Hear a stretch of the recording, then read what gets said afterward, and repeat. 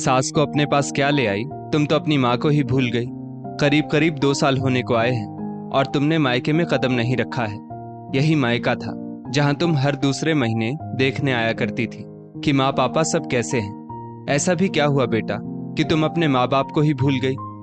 सुलोचना जी अपनी बेटी कल्पना से कहती हैं, माँ आप सब कुछ जानती हैं, फिर भी जब आप ऐसी बातें करती हैं तो मेरा मन बहुत दुखता है। किस लड़की को मायके से दूर रहना अच्छा लगता है? पर आप तो जानती है ना कि मेरी सास अब मेरे साथ रहती हैं। वो शरीर से लाचार हैं तो उनके सभी काम मुझे ही करने होते हैं। मैं तो सोचती थी आप मेरी परेशानियों को समझेंगी और मुझे हौसला देंगी, पर आपकी बातों ने तो मेरा हौसला ही तोड़ दिया।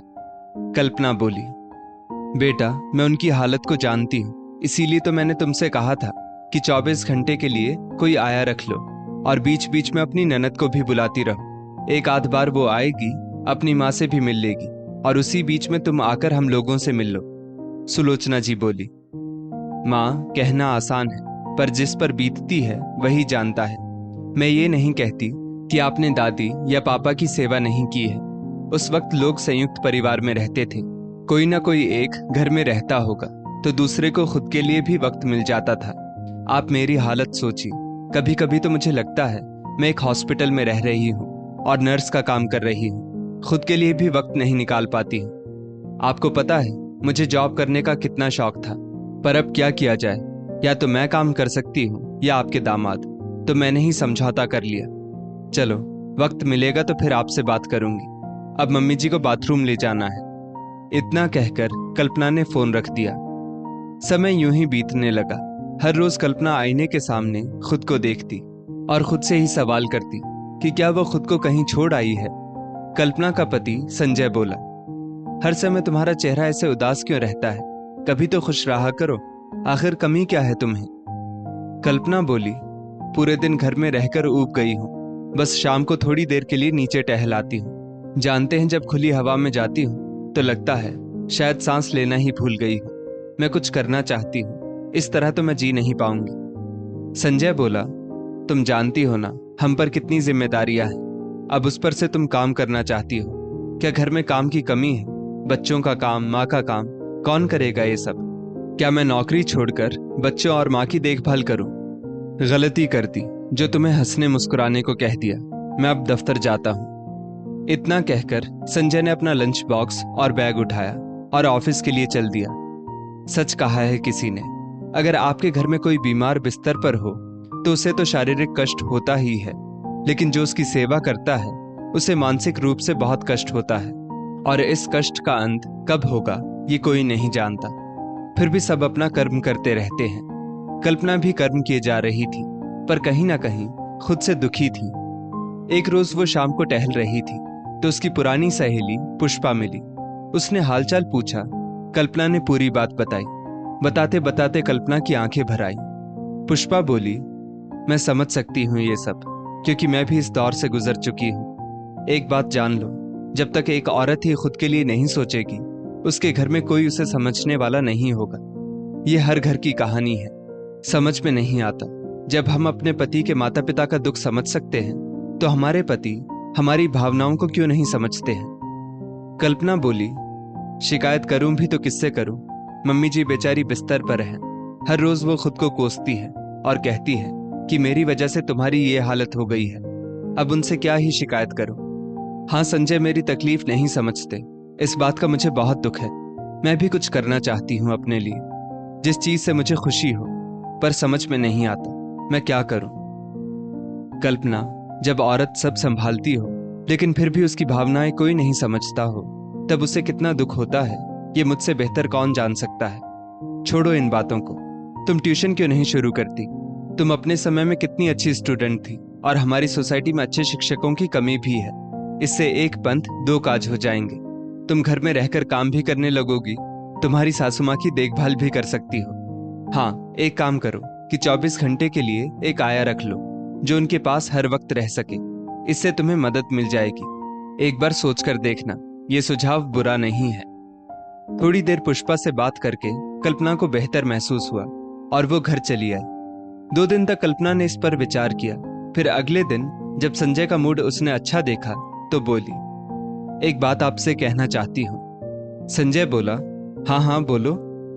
मैं घर में ट्यूशन पढ़ाना चाहती हूँ। इससे मुझे बेहतर महसूस होगा। मुझे लगेगा कि मैं कुछ कर रही हूँ। दिमाग खराब हो गया है तुम्हारा। कभी कहती हो घर के काम से थक जाती हो, अब तुम्हें ट्यूशन पढ़ाना है। अरे पैसे कमाकर मैं दे तो रहा हूँ, फिर तुम क्यों अपना समय बर्बाद कर रही हो? अगर समय मिलता है तो अपने बच्चों को पढ़ाओ या मेरे लिए कुछ करो। ये ट्यूशन तुम्हारे बस का नहीं है, तो इन सब बातों को भूल जाओ। इतना कहकर संजय कल्पना की पूरी बात सुने बिना ही चला गया। कल्पना के बच्चे भी बड़े हो गए थे। उन्होंने माँ की बात सुनी। कल्पना की बेटी राधा बोली, मम्मी आपको जो अच्छा लगता है आप करो। सच में पूरे दिन घर में बैठकर आप ऊब जाती होंगी। बच्चों को ट्यूशन पढ़ाकर आपको अच्छा महसूस होगा। और जहां तक पापा की बात है, जब वो अपने मन की कर सकते हैं तो आप क्यों नहीं? हर किसी को आजादी से जीने का अधिकार है। आप तो उनकी माँ की देखभाल कर रही है, तो उन्हें आपकी भावनाओं को समझना ही होगा। इतना कहकर राधा अपने कमरे में चली गई। बेटी के द्वारा कहे गए शब्दों ने कल्पना को बहुत हौसला दिया। अगले दिन कल्पना ने व्हाट्सएप ग्रुप में ये डाला कि वो ट्यूशन पढ़ाएगी। फिर देखते देखते बच्चों का एक बैच तैयार हो गया। कल्पना ने शाम का वक्त चुना। करीब 1.5 से 2 घंटे वो बच्चों को पढ़ाती थी। बच्चों के साथ हंसना बोलना शुरू हुआ तो कल्पना को लगा कि वो भी जी रही है। संजय को जब इस बात का पता चला, वो कल्पना पर बहुत नाराज हुआ। कल्पना बोली, जब मैं आपकी माँ और इस घर को देख सकती हूँ तो क्या आप मेरी भावनाएं भी नहीं समझ सकते? सही कहते हैं लोग, जब तक औरत खुद के लिए आवाज नहीं उठाए कोई उसकी भावनाएं नहीं समझता। थोड़े दिन तो संजय कल्पना से बहुत कम बातें करता था। एक रोज वो ऑफिस से जल्दी आया। कल्पना बच्चों को पढ़ा रही थी। संजय गुस्से में अपने कमरे में गया और वहीं से आवाज लगाई, कोई मुझे चाय देगा या वापस बाहर जाकर चाय पीनी पड़ेगी? कल्पना मुस्कुराते हुए बच्चों से बोली, बच्चों आज की क्लास यहीं खत्म होती है, अब अगली क्लास में पढ़ाऊंगी। बच्चे मुस्कुराते हुए चले गए। कल्पना ने संजय को चाय बनाकर दी और बोली, ये बचकानी हरकत करते हुए आपको शर्म नहीं आई?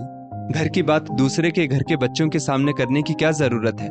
ये सब करके आप क्या साबित करना चाहते हैं? संजय बोला, जब मैं घर आ जाऊं तो ये सब बिल्कुल नहीं चलेगा। जब बच्चे और पति घर में हो तो औरत का सारा समय उनके लिए होना चाहिए, ना कि दूसरे के बच्चों के लिए। कल्पना बोली, और इस बात को भी कौन तय करेगा? आप? मैं कोई आपके घर की बंधुआ मजदूर नहीं कि जो आप कहेंगे मैं वही करूंगी। अगर ऐसा है तो मैं अपने बच्चों की जिम्मेदारी लेती हूँ। आप अपनी माँ की जिम्मेदारी लीजिए और कीजिए उनकी सेवा, वरना आज के बाद ऐसी बातें दोबारा ना करें। मेरा भी स्वाभिमान है। मैं अगर आपकी माँ की सेवा कर रही हूँ तो आपको भी मेरी भावनाओं को समझना होगा। पति पत्नी जीवन की गाड़ी के 2 पहियों की तरह होते हैं, जिन्हें संतुलन बनाकर चलना पड़ता है, वरना कब दुर्घटना हो जाए कोई नहीं जानता। इतना कहकर कल्पना वहां से चली गई। अगले दिन रविवार था। कल्पना रसोई का कुछ काम कर रही थी और आया उसकी सास को दवाइयां दे रही थी। तभी कल्पना के फोन की घंटी बजी। कल्पना काम में व्यस्त थी तो संजय ने फोन उठाया। उधर से सुलोचना जी बोली, दामाद जी आप तो फोन पर भी कभी आते ही नहीं हैं, और अब तो मेरी बेटी के पास भी फुर्सत नहीं कि 2 पल मुझसे बात कर सके। संजय को तो मानो मौका मिल गया। वो बोला, मम्मी जी आपकी बेटी फालतू के कामों में खुद को व्यस्त रखती है और आपसे कहती है कि उसे समय नहीं मिलता। हमारे घर में पैसों की कोई कमी नहीं है जो आपकी बेटी ट्यूशन पढ़ाती है। बेहतर है आप अपनी बेटी को समझाइए। इतना कहकर संजय ने फोन कल्पना को दे दिया। अरे बेटा, तुम्हें कमाऊ पति मिला है, फिर तुम क्यों इन झंझटों में पड़ती हो? आराम से बैठो, सुलोचना जी बोली। कल्पना बोली, माँ अगर आप भी मेरी भावनाओं को नहीं समझ सकती तो कृपया मेरे मामलों में दखल अंदाजी ना करें। पहले आपको ये शिकायत थी कि मैं अपनी सास को छोड़कर आपके पास क्यों नहीं आती। अब आपको ये शिकायत होने लगी है कि मैं अपने लिए क्यों कुछ करती हूँ। कभी सोचकर देखिएगा कि औरत की जिंदगी क्या 4 दीवारी और रसोई तक ही सीमित है, या उसके बाहर भी उसकी कोई जिंदगी और उसकी भावनाएं होती हैं। इतना कहकर उसने फोन रख दिया। संजय को बहुत आश्चर्य हुआ कि कल्पना अपनी माँ से इस तरह से बात कर रही थी। तभी राधा आई और बोली, पापा किसी को उतना ही दबाना चाहिए जितना वो बर्दाश्त कर सके। मम्मी हम लोगों के लिए इतना कुछ करती है और हम सबकी बातें सुनती रहती है। इसका मतलब ये नहीं कि हम उनकी भावनाओं को अनदेखा करें। ऐसा ना हो कि इन सभी बातों से दुखी होकर वो सब कुछ छोड़कर अपने लिए जीना शुरू कर दें। फिर सोचिए हमारा क्या होगा। क्या आप अकेले दादी की देखभाल कर पाएंगे या फिर हमारा टिफिन तैयार करके देंगे? आप कहिए तो मैं मम्मी को कहती हूँ वो कुछ दिन के लिए नानी के यहाँ हो आए। संजय बोला, अरे नहीं नहीं, पागल हो क्या? मैं अकेला ये सब कैसे संभाल पाऊंगा? पर सोचो, जब लोगों को पता चलेगा कि मेरी बीवी कुछ पैसों के लिए ट्यूशन पढ़ाती है तो लोग क्या कहेंगे? वहीं कल्पना का बेटा विवेक था। वो बोला, पापा, लोग क्या कहेंगे, इससे हमें क्या फर्क पड़ता है? हमें तो मम्मी की चिंता करनी चाहिए। आप खुद सोचिए, दिन भर बीमार व्यक्ति के साथ घर में रहना, घर के बाहर कभी घूमने ना जा पाना कितना मुश्किल होता है।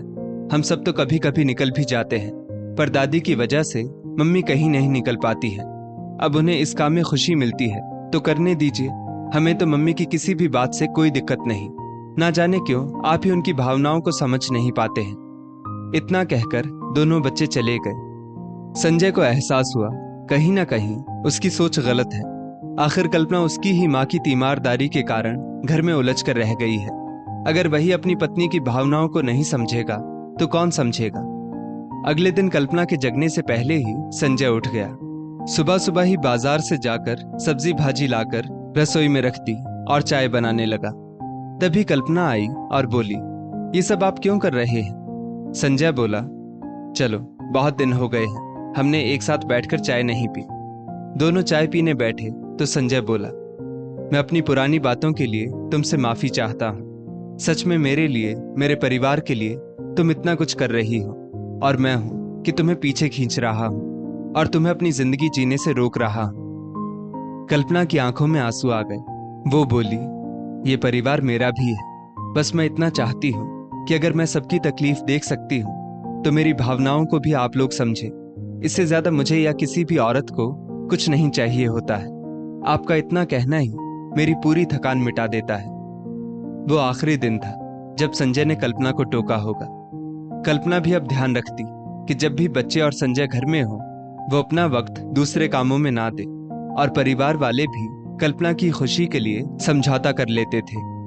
देखते ही देखते करीब 8 महीने बाद कल्पना की सास इस दुनिया को छोड़कर चली गई। अब कल्पना को वही घर खाली खाली लगने लगा। उसे लगता था वक्त ही नहीं कट रहा है। तब संजय ने आगे बढ़कर कहा, इस ट्यूशन को छोड़ो, मैं तो कहता हूँ कोई स्कूल ज्वाइन कर लो, तुम्हारा पूरा वक्त कट जाएगा, बाकी तुम्हारी मर्जी। संजय का सुझाव कल्पना को बहुत पसंद आया और आगे चलकर उसे स्कूल में टीचर की नौकरी भी मिल गई। अंत भला तो सब भला। दोस्तों, देखा जाए तो घर में किसी एक के बीमार होने के कारण पूरा घर उलझ कर रह जाता है, परंतु इन्हीं सब परिस्थितियों में खुद के लिए भी कुछ वक्त निकालना पड़ता है। जो बीमार की सेवा करता है, हमें उनकी भावनाओं की भी कद्र करनी चाहिए। इस स्टोरी को लेकर आपकी क्या राय है, नीचे कमेंट करके जरूर बताइएगा। और ऐसी ही और भी बेहतरीन वीडियोस के लिए हमारा पेज जरूर फॉलो करें। धन्यवाद।